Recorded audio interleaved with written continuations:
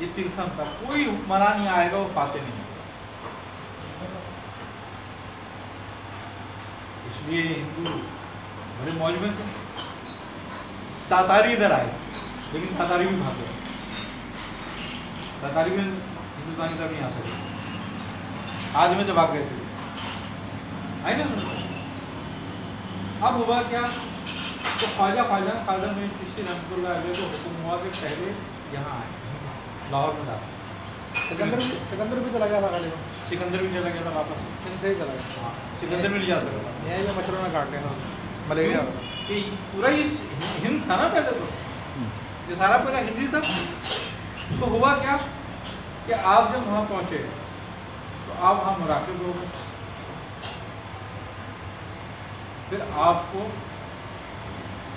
یہ بہت شریف کا تھے اور آپ کو چلے کرنے کا حکم ہوا کہ آپ یہاں چلا کریں. آپ نے پھر وہاں چلا کیا. آپ کو 180 روز کا رکنے کا حکم.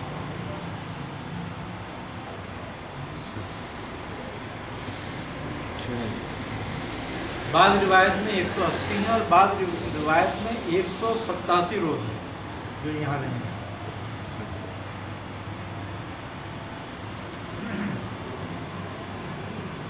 یہاں پر ایک بہت بڑی اجنڈا کی ٹیم جو تھی وہ آپ کی خدمت میں حاضر ہوئی.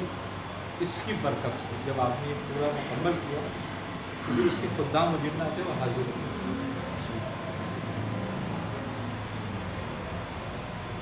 12,000 اور کچھ روایات میں 45,000 کہ اجنڈا آپ کے ساتھ ہندوستان میں داخل. ہندوستان میں تو ہم توڑنے کی. تو جب یہ یہاں پر تھے لاہور میں تو راجہ پرتھوی راج کی جو والدہ تھی، ماں تھی، اس نے وہ ایک کھو میں رہتی تھی اندر، محل میں کھو بنائی ہوئی تھی. وہ بہت بڑی جادوگر تھی. اس زمانے میں ہندوستان میں 2 بڑے جادوگر تھے. ایک کا نام اجے پال تھا اور ایک اس کی ماں تھی پرتھوی راج. تو اجے پال جو تھا وہ درباری جادوگر تھا. یعنی کہ جب یہ کوئی فوج بھیجتا تھا پرتھوی راج اپنی تو اجے پال کو کہتا تھا تو اجے پال جادو کے تیر دیتا تھا. تو وہ یہ کہتا تھا تیر لوگوں کے نہیں مارنا، یہ وہ جادو کے تیر پڑھ کر دیتا تھا کہ یہ تیر آسمان کی طرف چھوڑنا. تو جب وہ تیر آسمان کی طرف چھوڑتے تو اوپر سے آگ گرتی دشمنوں پر. اب وہ ان میں انتشار پیدا ہوتا تو بھاگتے تھے ادھر اور سارے قتل ہو جاتے. یہ میں تاریخ بتا رہا ہوں ہندوستان کی. اور یہ خواجہ کوئی چشتی رحمۃ اللہ علیہ کی یہ بات تو ایک کتاب تھی سیر الاقطاب، وہ اصل تک بھی ملتی ہو میرے پاس تو تھی، میرے پاس کہیں رکھے ہوئے دیکھوں میں نکال کے اس کتاب کو دیکھوں. اس میں چشت کے حالات لکھے ملتی ہے. تو اب وہ جو ہوا اس کی ماں نے پرتھوی راج کو بلایا اپنے پاس اور ایک فوٹو دی، تصویر، اور کہا کہ دیکھ یہ تیرے ہندوستان کو تاراج کرنے آ رہا ہے. اگر یہ ہندوستان میں آ گیا تو پھر ہندوستان میں تیری حکومت، ہندوؤں کی حکومت نہیں رہے گی. اس کو روکنا ہے کسی بھی طرح. تو اس نے کہا اس کو جادو سے روکو. اس نے کہا نہیں جادو سے ہی نہیں رکے گا، اس میں جادو اثر نہیں کرے گا. اس کے لیے تم نے ہر حال میں کوشش کرنی ہے. اس نے کہا یہ کس راستے سے آئے گا؟ اس نے کہا یہ لاہور سے آئے گا. اور کچھ لوگوں کے ساتھ ہوگا، اس کے ساتھ کوئی فوج نہیں آ رہی، 5 7 15 لوگ ہوں گے. اب یہ دیکھو مزے کی بات کہ آپ 45 لوگ لے کر گئے تھے، آپ کے ساتھ 45 لوگ، گن کر 45 تھے. ایک ترتیب ہے یہ.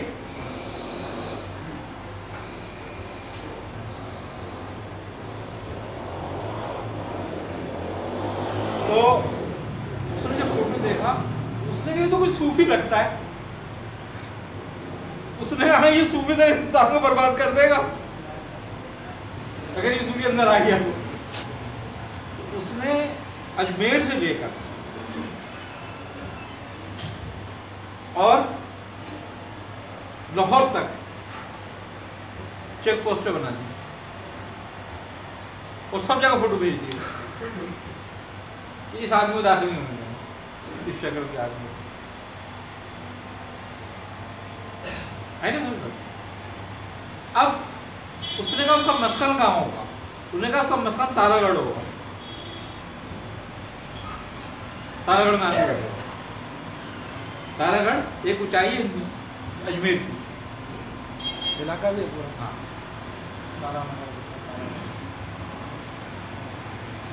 اس نے کہا دیکھیں گے کیسے آئے گا. جب آپ نکلے تو آپ ہر چیک پوسٹ سے نکلتے گا کتنے لوگ گئی. اب وہ تو فوٹو دیکھتے تھے نا، فوٹو ملاتے تھے، آپ نظر ہی نہیں آتے تھے. پہنچ گئے تارا گڑھ. تارا گڑھ میں جا کے بیٹھ گئے. اس نے جا کے کہا کہ کچھ لوگ اس کے دربار میں پہنچے کہ کچھ لوگ اس حلیے کے لوگ آئے ہیں یہاں پر. اس نے کہا کون لوگ ہیں؟ یہ نہیں پتا. بولا آئے کہاں سے؟ بولے لاہور سے ہیں. اس نے کہا یہ دیکھو تصویر، اس تصویر کا فوٹو کا آدمی کو یہ اندر موجود ہوں. وہ لوگ آئے انہوں نے دیکھا داکھا چلے گئے کہ نہیں اس شکل کا تو نہیں ہے کوئی بھی. انہوں نے کہا پھر کوئی خطرہ نہیں ہے بیٹھنے کو. پھر آپ بیٹھے جاتے. پھر جا کر جادوگر اس کی ماں نے کہا، اس کو بلایا اور اس کی ماں نے کہا کہ وہ صوفی تو آ چکا ہے، تو کیا کر رہا ہے؟ اس نے کہا کہاں ہے؟ کہا وہاں پر ہے. میں نے کہا اچھا. اس نے جب بھیجا لوگوں کو تو اس نے اجے پال کو بھیجا. اس نے کہا اس کے پاس ایک تلسم ہے جو کسی کو نظر نہیں آتا. تو پھر اس نے اجے پال کو بھیجا تھا کہ تیرے اوپر کوئی تلسم کام نہیں کرے گا. تو اجے پال آیا تھا. پھر اجے پال ہوگا جو آپ نے اپنی جوتی بھیج دی تھی. آپ لکڑی کی کھڑاؤں پہنتے تھے. جب آپ آن کے بیٹھے نا کچھ عرصے میں تھوڑے سے بہت سارے لوگ آپ کے گرد بیٹھ گئے اور وہ آپ سے بڑے متاثر ہوئے. ان کے طریقے سے بہت متاثر ہوئے. لوگ آتے تھے، جمع ہوتے جاتے تھے. پھر جب وہ آیا اجے پال سے مقابلہ ہوا آپ کا، تو وہ اجے پال کیا کرتا تھا؟ اس نے آپ پہ جادو کے تیر پھینکے، آگ پھینکی، سانپ پھینکے، بچھو پھینکے. وہ آتے تھے اور سب جل کے راکھ ہو جاتے، آتے جل جاتے تھے، آتے تھے جل جاتے تھے. اب ہوا کیا کہ اس نے آسمان کی طرف دیکھا تو ایک رسی آئی آسمان میں. اس نے رسی کو پکڑا اوپر چڑھنا شروع کیا. لوگوں نے کہا کہ حضرت اب آپ بچیں. آپ نے کہا کیوں؟ اس نے کہا یہ تو اس کا آخری جادو ہے، خطرناک جادو ہے، بالکل یہ. کہا اب کیا کرے گا یہ؟ انہوں نے کہا یہ تو اب آسمان سے آگ کی طرح آئے گا نیچے اور آپ کو جلا دے گا. اچھا تو آپ کھڑاؤں پہنتے تھے. کھڑاؤں سمجھتے ہو نا؟ لکڑی کی چپل. آپ نے اپنی جوتی سے کہا کہ جا اس کو لے کر آ. کہاں ہے؟ جوتی گئی. تھوڑی دیر میں اجے پال نیچے. اب وہ جوتی رکی نہیں رہی. وہ کہہ رہے اس کو تو روکو. آپ نے تو کیا کرنے گیا تھا؟ اس نے کہا میں بتاؤں گا لیکن پہلے اس کو روکو. آپ نے کہا واپس آ جا. اس نے کہا حضرت میں مسلمان ہونا چاہتا ہوں. جو آپ کی جوتی کام کر سکتی ہے تو وہ کیا نہیں کر سکتا؟ آپ کیا ہوں گے؟ لہذا میں مسلمان ہونا چاہتا ہوں لیکن میری ایک شرط ہے، میرے لیے ایک دعا کریں آپ. انہوں نے کہا کیا؟ کہا میں نے بہت کفر کیا اور گناہ کیا. کہا پھر انہوں نے کہا کہ اگر میں ایمان لاؤں تو میری کچھ ایسی ڈیوٹی لگا دی جائے کہ جس سے اس کا تدارک ہو جائے جو کچھ میں نے کیا. انہوں نے کہا اچھا ہم تیرے لیے درازی عمر کی دعا کریں گے. تو آپ نے اس کے لیے دراز عمر کے لیے دعا کری اور اس کی ڈیوٹی یہ لگائی، کیونکہ اس زمانے میں اجمیر جنگل تھا کہ جو لوگ ہم سے ملنے آتے ہیں قافلے اور وہ بھٹک جائیں تو تم ان کو راہ دکھاؤ. اس کا نام عبداللہ بیابانی رکھا تھا.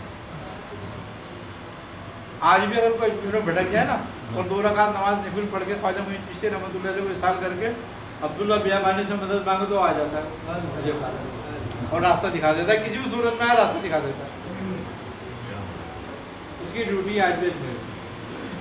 تو اب یہ جو تھا نا اس کا تلسم آپ نے توڑ دیا تھا. اس نے پانی پہ ڈیوٹی لگا دی. پانی پہ 2 دیو تھے، ایک کا نام تھا آنم اور ایک کا نام تھا ساغر. آج بھی 2 کی ڈیوٹی ہے. چشتیوں کا وہ غلام بن کے رہے بہت عرصے تک. تو وہ کسی کو پانی نہیں لینے دیتے.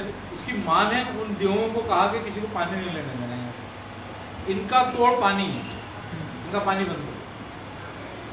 تو وہ دیو کسی کو پانی نہیں لینے دیتے. لوگوں نے آپ کے صوفیوں نے شکایت کری کہ حضرت ماں ایسے ایسا مسئلہ ہے. آپ نے فرمایا اچھا. آپ نے کہا بدنا لاؤ کورا. ایک کورا بدنا لیا ہے. بدنا وہی جس سے وضو کرتے ہیں نا لوٹا. آپ نے اس میں برحدی شریف پڑھی قدم پہ پڑھ کے. آپ نے کہا جاؤ اب وہ تمہیں نہیں روکیں گے اور اس میں لیا ہو. آپ کے خادم گئے اور انہوں نے جب اس لوٹے میں پانی بھرا تو سارا آنا ساغر پانی میں اس لوٹے میں آ گیا. اب وہ لوٹا لے کر آ گیا کیونکہ حضرت یہ. اب اس کو پتہ چلا کہ آنا ساغر بھی خشک ہو گیا. انہیں کیا ہو گیا کہ لو فقیر لوٹے میں لے کے رکھے. اس کی ماں نے کہا کہ بیٹا اب تیری موت قریب ہے، اب 2 میں سے ایک بات. انہوں نے کہا کیا؟ انہوں نے کہا یا تو اس فقیر کی اطاعت کر لے یا تو قتل کر دیا. اس نے کہا نہیں وہ تو زندگی آدمی تھا. انہوں نے ایسے کیسے ہو سکتا؟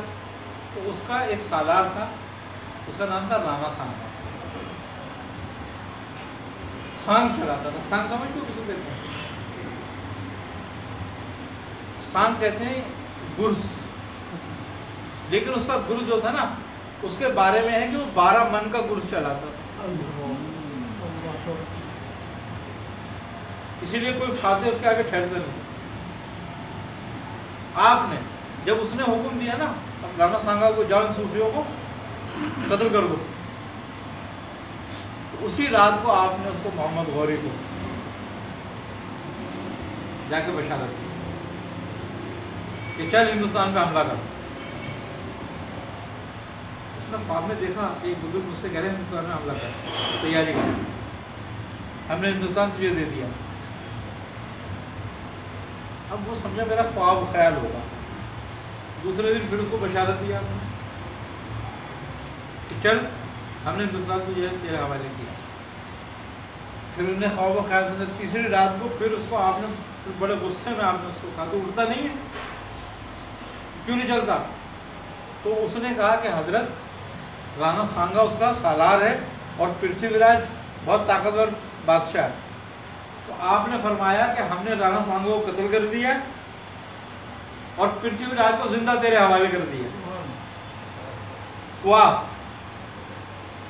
صبح کو اٹھا، اس نے اپنے وزیر سے کہا کہ ایسے ایسے میں خواب دیکھ رہا ہوں قطب الدین ایبک کو. قطب الدین ایبک کہنے لگا حضرت یہ کسی بزرگ کی بشارت ہے اور تیاری کرو ہندوستان کی. انہوں نے ہندوستان میں تیاری کری. اس کا بھتیجا مسعود سالار، غازی مسعود سالار، وہ کم عمر کے تھے لیکن صاحب ولایت تھے. انہوں نے کہا میں بھی چلوں گا آپ کے ساتھ. انہوں نے کہا ٹھیک ہے تم ہمارے اس فوج کے جو وہ کہلاتی ہے گھوڑوں والی یعنی کہ رسالے کی جو لشکر ہوتا ہے رسالے کا اس کا سالار بنا دیا. یہ لوگ ہندوستان آئے. مسعود سالار کے ہاتھوں اس کا قتل ہوا رانا سانگا اور پرتھوی راج بھاگا. پرتھوی راج کو زندہ گرفتار کیا محمد غوری نے.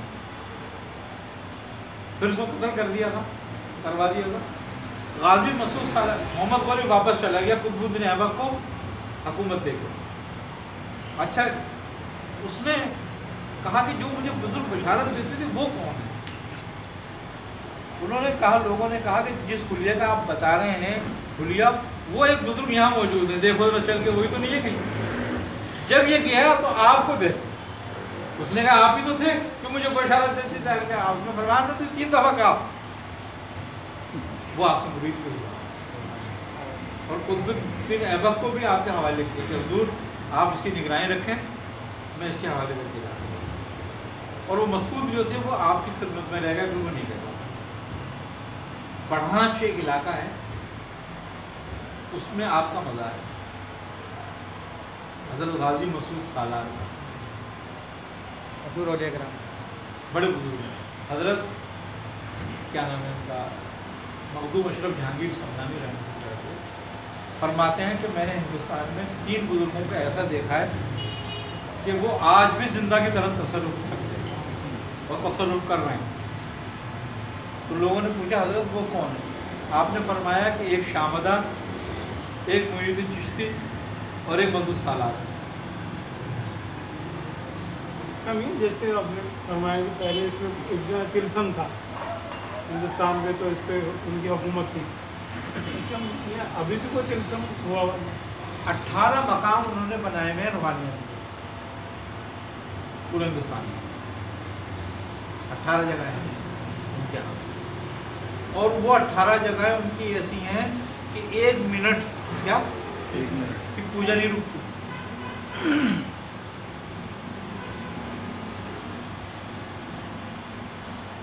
और 108, कितने 108 लोग उस पूजा में शरीक होते हैं।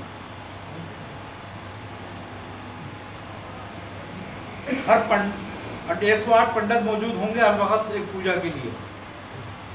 वो 18 मकाम है उनके, और उन पंडितों का कोई दूसरा काम नहीं है, उनको खाना और औरतें वहीं मिलती हैं। तो सारे बदमाश जानी शराबी।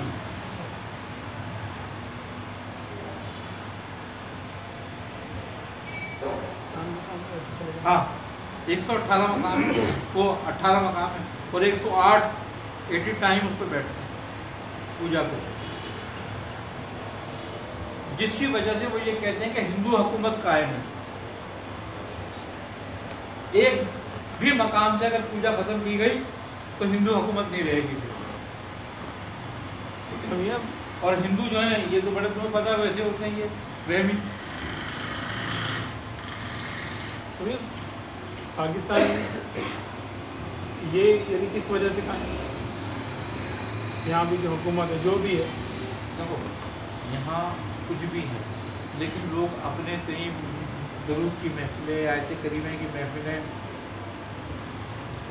ख़त्म शरीफें, जैसे ख़त्म वसियाँ हैं, इस किस्म के ख़त्मे हैं, औराद और वज़ाइफ हैं, खानकाहों में हो ही रहे हैं ना कुछ थोड़े बहुत जितने भी हो रहे हैं, और फिर मस्जिदों में हैं, मदरसों में हैं, कुरान तो पढ़ा जा रहा है ना, इसकी बरकत से ये बचे हैं। यानी रूहानियत ये असल है, रूहानियत ज़रूर है, हिजबुल बहर पढ़ा जा रहा है, वही कह रहा हूँ ना, कुछ पढ़ा जा रहा है भारत यहाँ पर, सब कुछ हो रहा है। हिजबुल बहर का तो इमाम साहब ने फरमाया ना क्या पढ़ा जाता तो बगदाद में सुना जाता। आपने फरमाया अगर अहले बगदाद मेरे हिजबुल बहर को पकड़ते तो गनीम उन पर काबू नहीं पा सकता। तो बात यही है, असल बात क्या है, इस बातों को हम लोग आमतौर पर कोई तस्लीम नहीं करेगा कि ऐसा है, लेकिन ये नहीं ज़रूर कि जिसकी अकल में ना आए वो इल्म ख़त्म हो जाए, ऐसा ही है। कुफार हर तरह से हर तदबीरें करते हैं, आप सारी तस्वीरें कर चुके हैं, हाँ, उसके बावजूद भी जमा हुआ पाकिस्तान। आए ना, वो तदबीरें भी कर रहे हैं, नहीं जो नौसत है वो भी फैला रहे हैं।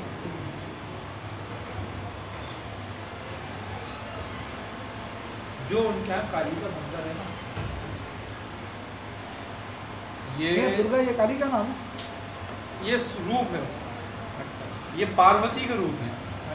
उनके मजहब के मुताबिक पार्वती जो है वो महादेव की बीवी है।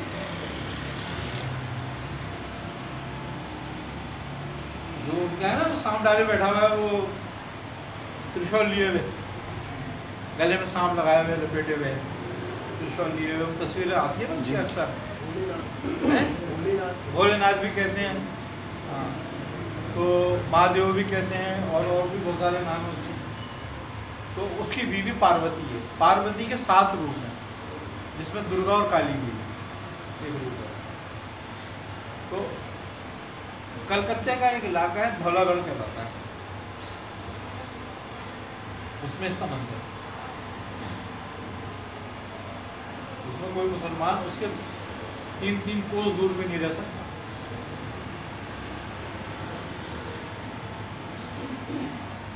सिर्फ 20 जात के हिंदू उसके आसपास रहते हैं, और वो इतने ऐसे कट्टर हैं कि अगर कोई मुसलमान उनके हाथ लग जाए ना, तो उसकी जगह काली पे बलि चढ़ा देते हैं, उसकी पूजा करते हैं। 108 बकरों की रोज बलि दी जाती है।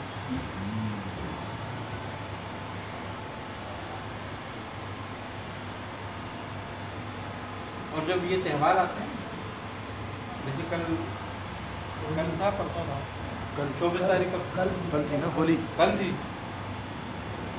उस दिन को कहते हैं कि आज भी बकरी बलि दी जाती है हमारी लड़कियों को।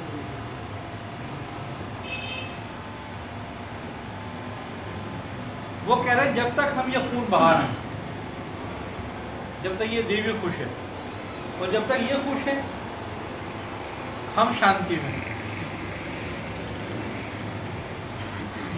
अब ये बताओ कि वो देवी देवताओं के लिए इतना कुछ कर रहे हैं, यहाँ मुसलमान अल्लाह के लिए कुछ नहीं कर रहे हैं।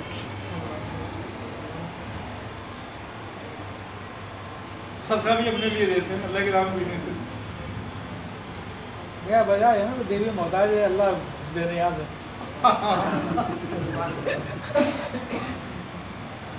तो ये इनका तोड़ फिर अगर जैसे सब लोग बनाती तो नहीं पढ़ते, हिजबुल बहन तकरीबन अक्सर लोग पढ़ते हैं। अगर हम अपने अपने पॉइंट बनाएं, हम 360 पॉइंट बना लेते हैं। भाई हिजबुल बहन के हिजबुल बहर भी है, मकसद ये है कि इसका तोड़ तो सूरह इखलास भी हो सकती है, कुल हुवल्लाहु अहद, या जिसका जो जिक्र है वो पढ़ ले तो जिसका जो जिक्र है वो कर सकता है। इसका तोड़ तो ला इलाहा इल्लल्लाह ही है। अच्छा भैया, पढ़ाई करते हुए एक्शन होता तो उसको दूर करने के लिए क्या करें? इन्ना लिल्लाहि व इन्ना इलैहि राजिऊन।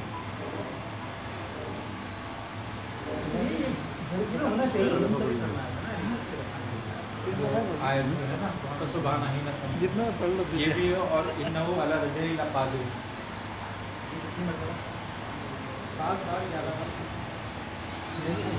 108 मरतबा काम बताया, 108 उनके पूजा करते हैं।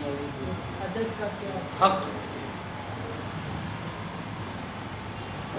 ना हक पे रहते हुए वो हक के अदद को फॉलो वो अपने हिसाब से तो अपने हक पे ही, वो आपको नाहक समझते हैं। हक पे आजाद है क्या?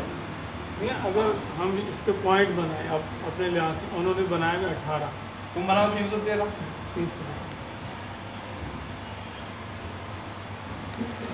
313 में अगर मुकम्मल के दोनों साथ 60 बदर का, उसमें कम से कम कितनी पढ़ाई रोजाना, जैसे हिजबुल बहर अगर हम शुरू कराते हैं ये ख़त्म जरूर हो जाए। 360, ये इतना मुश्किल नहीं है। ये 7 मुकाम पर हो सकते हैं, 7 मदरसे कैसे हो जाएंगे? और हो सकता है अब भी हो रहे हों, सही बात। हमारे इल्म में ना हो, कहीं हो रहे हों, लेकिन करना चाहिए। 7 है तो मैं 313 कर की कोशिश करें। अच्छा, वो 18 का मकसद है उनका, 18 का ये सबसे बड़ा आदत है। 9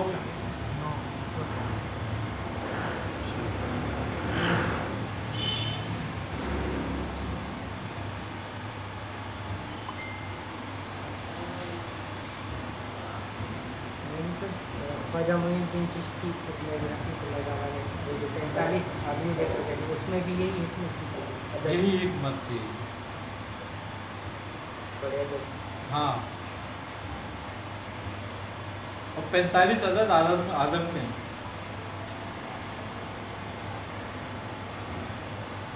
और 45 अदद ज़ुहल के हैं।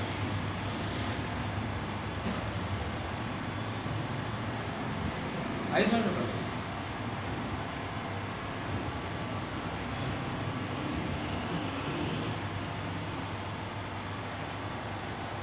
तो ये यानी डिस्टर्बेंस सिर्फ एक यही है बुनियादी हमारे पास, हम रूहानी पे तवज्जो नहीं करते।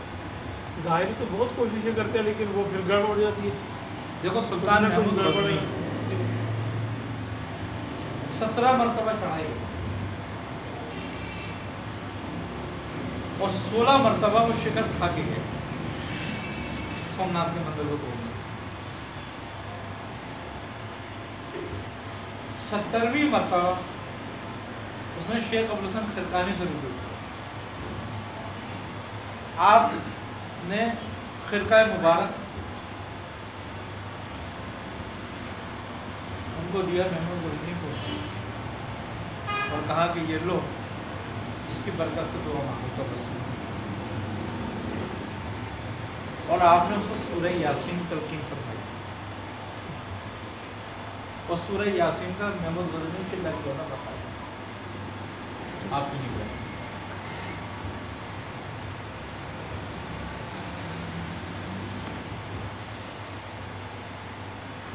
आपने उसको सूरह यासीन की चिल्ले करने के बाद तसर्रुफात अता करना और फिर कहा कि अब जा, अब फतह हो। और जो हो गया तो उन्होंने पता करा नहीं करा।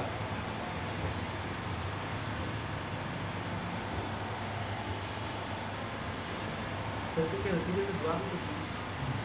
वसीले से दुआ मांगी थी, वो फिरका अदा किया था सूरह यासीन, वो सूरह फिरका सर पर रख के सूरह यासीन पढ़ा करता था।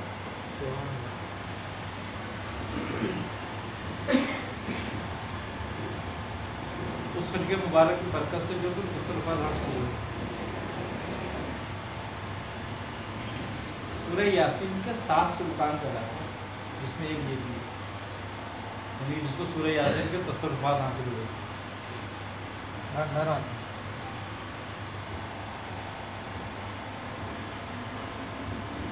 इसी तरह सुल्तान सलाउद्दीन अय्यूबी भी एक सुल्तान में से हैं। सूरह यासीन का आमिल से वो भी बोल रहा इसको देने से भी होता है।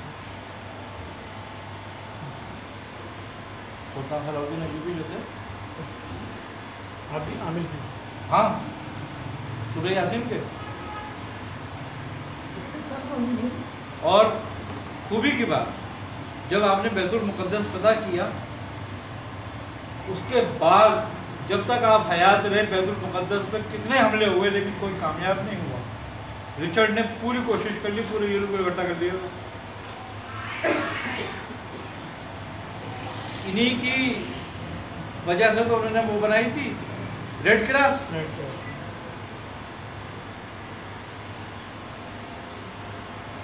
ये तो तकरीबन 1.5-2 करोड़ के करीब जो ना ईसाई मारे गए हाँ इसमें, हाँ सलीबी जंगलों में बिल्कुल, आते थे और मर जाते थे, कट जाते थे। आपके आगे कोई कामयाब नहीं हुआ जब तक आप, रिचर्ड ने कहा था ये बात।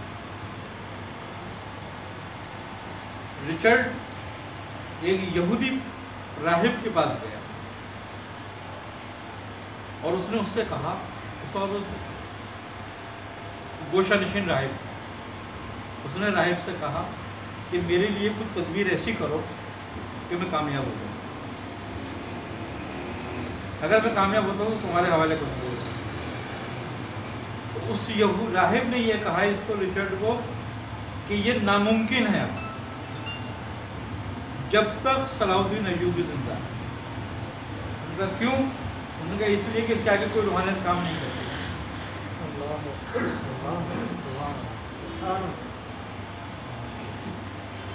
इसके बाद कुछ ऐसा तुलसम है कि फतह ही इसका मुकद्दर है बस।